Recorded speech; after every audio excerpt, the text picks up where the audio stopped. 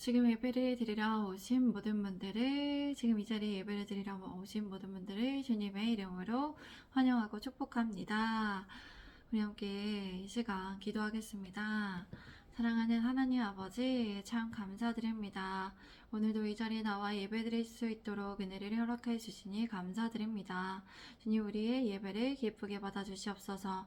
주님 홀로 영광 받아주시옵소서.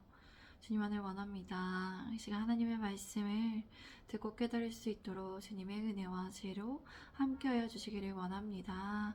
주님 지도하여 주시옵소서. 주님 감사드립니다. 사랑합니다. 예수 그리스도의 이름으로 기도드립니다. 아멘. 오늘 설교의 주제는 믿음을 굳건히 지킵니다입니다. 믿음을 굳건히 지킵니다입니다.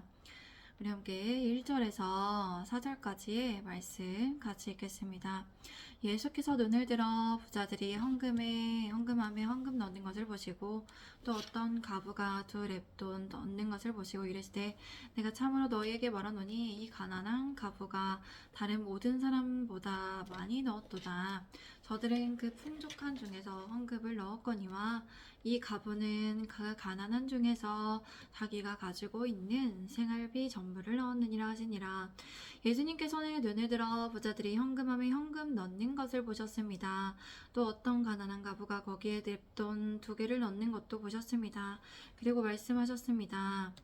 내가 진실로 너희에게 말한다. 이 가난한 과부가 다른 모든 사람들보다 더 많이 헌금을 했다. 저 사람들은 다 넉넉한 가운데에서 그들의 헌금을 넣었지만 이 과부는 몹시 가난한 가운데에도 가지고 있는 생활비 전부를 바쳤다.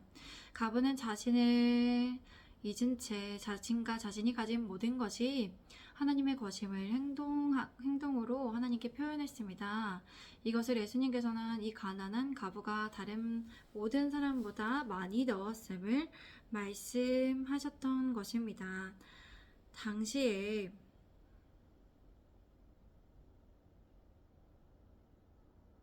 과부들은 가부장적인 사회였기에 경제적인 활동이 극히 제한을 받았으며 과부들은 가장 가난한 계층의 사람으로서 늘 구제의 대상이 되었습니다.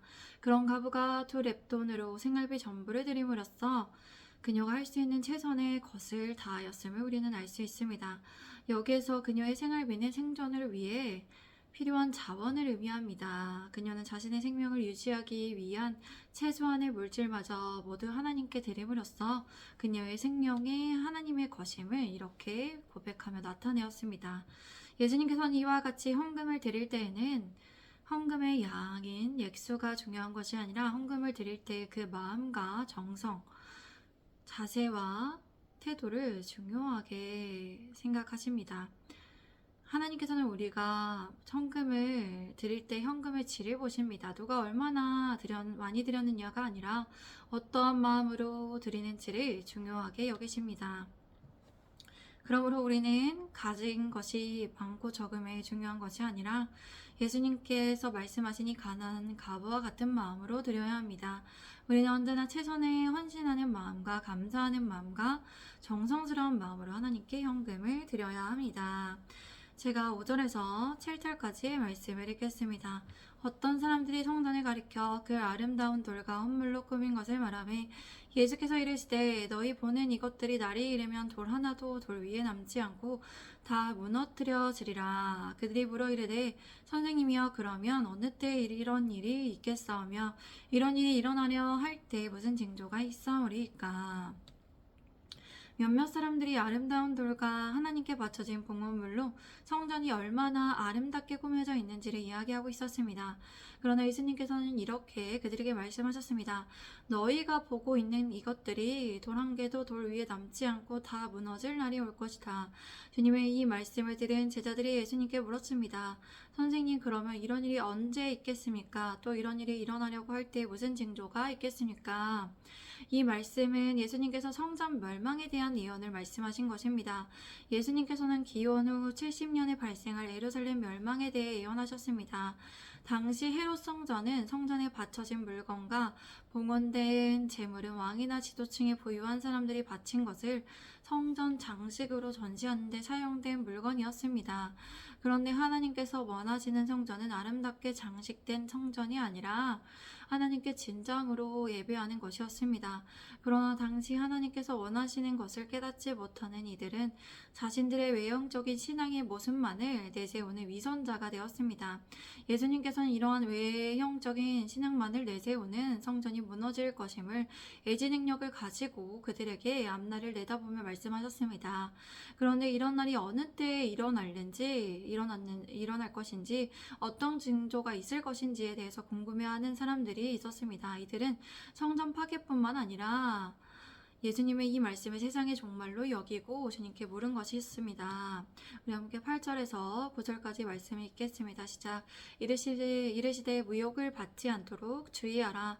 많은 사람이 내 이름으로 와서 이르되 내가 그라하며 때가 가까이 왔다 하겠으나 그들을 따르지 말라. 난리와 소요의 소문을 들을 때 두려워하지 말라.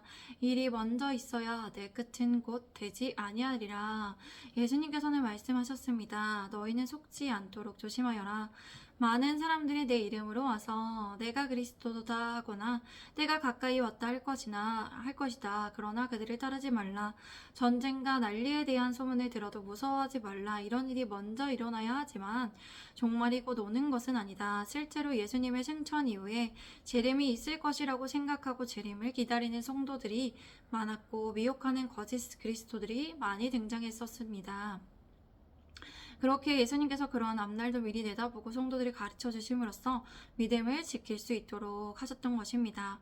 그리고 예수님께서는 종말의 징조들인 난리와 소문을 듣게 되겠지만 무서워하지 말라고 말씀하셨습니다. 이러한 무서움이란 여기에서는 자신의 힘으로 조절할 수 없는 어떤 현상에 대한 무서움으로 마음의 평정심을 잃고 의지할 곳이 없어진 심적 상태를 말합니다. 우리는 이러한 종말적인 징조의 현상에도 주님 안에 평안함을 유지할 수 있는 믿음을 지켜나가야 합니다. 제가 10절에서 13절까지의 말씀을 읽겠습니다. 또 이르시되 민족이 민족을 나라가 나라를 대적하여 일어나겠고 곳곳에 큰 지진과 기근과 전염병이 있겠고 또 무서운 일과 하늘로부터 큰 징조들이 있으리라. 이 모든 일 전에 내 이름으로 말미암아 너희에게 손을 대어 박해하며 해당과 옥에 넘겨주며 임금들과 집권자들 앞에 끌어가려니와 이 일이 도리어 너희에게 증거가 되리라. 예수님께서 그들에게 말씀하셨습니다. 민족이 민족을 나라와 나라가 서로 맞서 싸울 것이다. 큰 지진이 나고 곳곳에 지근과 전염병이 있겠고 또 하늘로부터 무서운 일과 큰 징조가 나타날 것이다. 그러나 이 모든 일이 일어나기 전에 앞서 너희는 내 이름으로 말미암아 사람들이 너희에게 손을 대어 박해하며 너희를 회당과 감옥에 넘겨줄 것이다. 그리고 왕들과 총독들 앞에 끌려갈 것이다. 그러나 이 일은 오히려 너희에게는 증언할 기회가 될 것이다. 여기에서 예수님의 이름으로 박해를 받고 고난을 당하는 것이 증거가 된다는 것은 주님을 믿는 성도로서 주님의 이름으로 당하는 고난은 주님께서 다시 오실 때인 재림 시에 참 그리스도인으로 증거받는 기준이 됨을 말씀하셨습니다. 제가 14절에서 19절까지 말씀을 읽겠습니다. 그러므로 너희는 변명할 것을 미리 궁리하지 않도록 명심하라. 내가 너희의 모든 대적이 능히 대항하거나 변박할 수 없는 구변과 지혜를 너희에게 주리라. 심지어 부모와 형제와 친척과 벗이 너희를 넘겨주어 너희 중에 며칠 죽이게 하겠고 또 너희가 내 이름으로 말미암아 모든 사람에게 미움을 받을 것이나 너희 머리털 하나도 상하지 아니하리라. 너희의 인내로 너희 영혼을 얻으리라. 그러므로 너희는 변호할 말을 미리 염려하지 않도록 명심하여라. 나는 너희의 모든 대적자들이 맞서거나 반박할 수 없는 구변과 지혜를 너희에게 주겠다. 너희의 부모와 형제와 친척과 친구들까지도 너희를 넘겨줄 것이며 너희 중 몇 사람을 죽일 것이다. 또 너희는 내 이름으로 말미암아 모든 사람에게 미움을 받을 것이다. 그러나 너희는 머리카락 하나도 잃지 않을 것이다. 너희는 참고 견디는 가운데 인내함으로 너희 목숨을 얻을 것이다. 15절의 구변이란 유창한 언변을 말합니다. 이러한 구변은 하나님에 의해 주어지는 말씀을 의미합니다. 그리고 지혜란 성령 하나님과 관련된 지혜로 성령에 의해 선물로 부여받게 된 지혜를 말합니다. 그리고 예수님의 이름으로 인해서 모든 사람에게 미움을 받는다는 것은 무관심과 업신여김 및 적극적으로 증오하는 마음을 뜻합니다. 이러한 고난 뒤에도 머리털 하나도 상하지 않을 것이라고 주님께서는 말씀하셨습니다. 이 말씀은 하나님의 절대적인 보호를 나타내는 표현입니다. 우리 주 예수님을 믿는 자들에게는 이와 같이 완전한 보호와 약속을 하나님께서 주십니다. 그리고 마지막 때에는 받는 모든 박해를 견디는 인내는 영원 구원으로 이어지는 주님께서 구원으로 이어짐을 주님께서는 말씀하셨습니다. 인내는 무거운 짐이나 힘든 시련이나 박해의 상황에서도 그 자리를 이탈하지 않고 자리를 굳건히 지키는 것을 의미합니다. 그러므로 우리는 미혹받지 않아야 합니다. 그리고 종말의 징조들을 무서워하지 않고 예수님을 믿기에 박해를 받고 끌려가는 자리일지라도 어떤 말을 해야 할지로 인한 인간적인 염려도 하지 않고 예수님을 향한 믿음을 굳건히 지켜 나아가야 합니다. 우리는 오늘 본문 말씀을 통해서 어떤 마음과 자세로 헌금을 드려야 할지에 대해서 배웠습니다. 그리고 주님이 다시 오시기 전에 우리가 어떠한 태도로 살아가야 할지에 대해서도 우리가 알게 되었습니다. 우리는 헌금을 드릴 때 마음과 정성을 다하여서 감사하는 마음으로 하나님께 최선의 것을 올려드려야 합니다. 그리고 어떤 미혹을 받지 않도록 조심하고 난리와 소문에도 두려워하지 않고 주님 안에 평정심을 잃지 않아야 합니다. 또한 주님의 이름으로 받는 고난에도 우리는 끝까지 믿음을 지켜 나아가야 합니다. 굳건히 주님을 향한 믿음을 지키도록 시련과 환난에도 인내해야 합니다. 우리 예수님의 제자된 교회의 성도분들이 주님을 향한 믿음을 굳건히 지키시기를 바랍니다.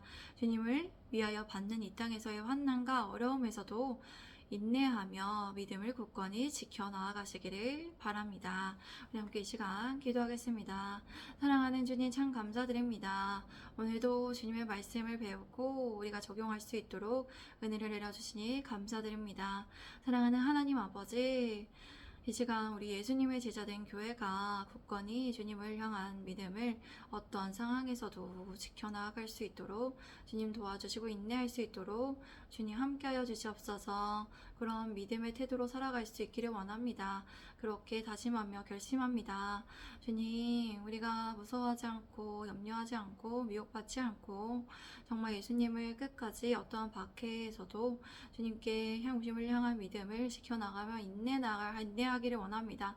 성령의 열매인 오래 참음을 더하여 주시옵소서.